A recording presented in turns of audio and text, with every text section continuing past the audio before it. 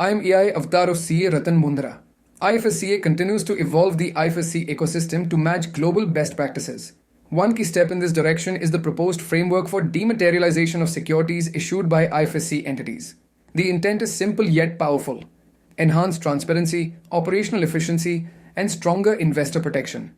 This framework will gradually move IFSC away from physical or fragmented holding structures and bring it closer to mature international financial centers.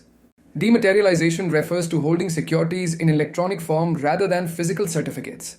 However, in the IFSC context, stakeholders have sought clarity on what qualifies as securities. This includes questions around fund units, AIF interests, bonds, debentures, and hybrid instruments. There's also discussion on whether the Companies Act or IFSCA Act should guide interpretation. Clear definitions are critical for smooth compliance and implementation.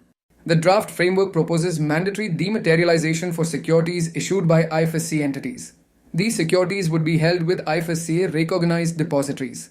Entities already using domestic depositories may be required to migrate.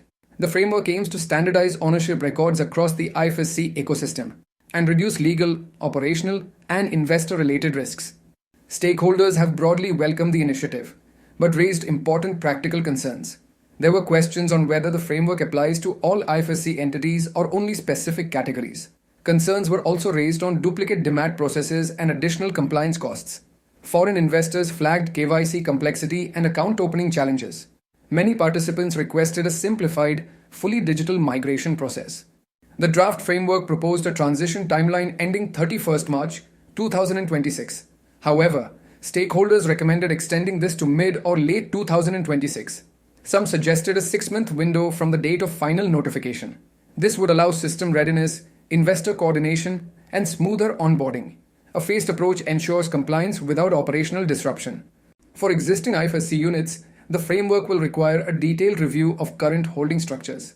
Entities using physical records or domestic depositories may need to migrate securities. This impacts shareholder communication, KYC collection, and internal record alignment. While there may be short-term compliance effort, long-term governance improves significantly. Digitized ownership reduces disputes, enhances audit readiness, and boosts investor confidence. IFSC units should begin with an internal assessment of existing securities and holding structures. Identify whether securities are already dematerialized and under which depository. Plan early communication with investors, especially foreign shareholders. Engage with depositories, compliance advisors, and legal teams for migration readiness. Early preparation will reduce last-minute compliance pressure. Stakeholders expect depositories to play an active facilitation role. This includes standardized migration toolkits and clear FAQs.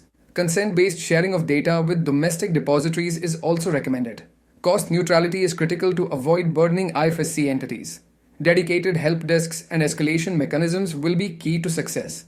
The consultation clearly shows strong industry support for dematerialization. What stakeholders seek is clarity, flexibility, and business-friendly execution.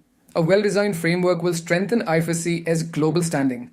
It will also make GIFT City more attractive to international investors. We now await the final IFSCA circular incorporating stakeholder feedback. Moonsys and Management Consultants LLP, a trusted partner for CES and IFSC excellence. A pioneer in establishing CES and IFSC units within GIFT City and India, delivering end-to-end IFSC setup, operational support, and handling complaints, risk management, renowned for deep expertise in regulatory approvals, capital markets, fund management, insurance, finance company, foreign university BATF, and ancillary regulations. And FinTech, expertise in customs clearance for aircraft and ship procurement, leasing, GST, DSPF, IFSCA, comprehensive support covering registration, reporting, and regulatory transitions, ensuring ring fencing, transparency, and global compliance standards. Join our network, scan the QR codes below to stay connected with us.